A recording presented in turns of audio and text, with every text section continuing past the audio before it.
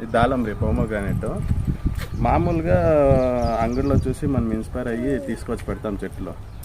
ఏమంటే పువ్వు అప్పటి నుంచి మనము పెస్టిసైడ్స్ కొట్టాలి. ఇక్కడ ఈ చీడ పోవడానికి ఒక పెస్టిసైడ్స్, తిరిగా పెద్దదయ్యాక ఇక్కడ బ్లాక్ మార్క్స్ వస్తుంది, దీనికి ఒక పెస్టిసైడ్స్ కొట్టాలి.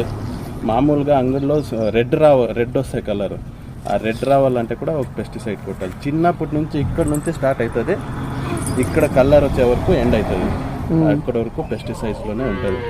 దీనికి ఏమి కొట్టలేదు కాబట్టి ఇది ఇలాగే ఉంటుంది. అంటే అంత మనకి మామూలుగా దొరికినంత స్వీట్ ఉండదు, బాగుంటుంది పండు. పూలంతా ఇడుస్తూ ఉంటాయి, కానీ ఇవంతా ఇడిసిన పూలంతా కాయలు ఇవ్వట్లేడు. ఇందులో ఒకటి కాయ ఇడుస్తుంది.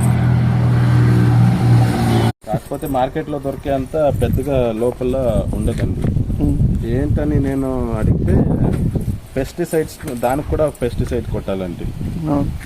అది కొట్టినప్పుడు లోపల పెద్దగా వస్తాయి, సైజ్ వస్తాయి, కాయలు పెద్దగా వస్తాయి. మరి ఆ రెడ్ వస్తుంది కదా విత్తనం, అది కూడా పెద్దగా వస్తుంది, వాటర్ సోర్స్ పెద్దగా ఉంటుంది. కానీ దీంట్లో అంత ఉండదు. కట్ చేసి చూపించమంటావా?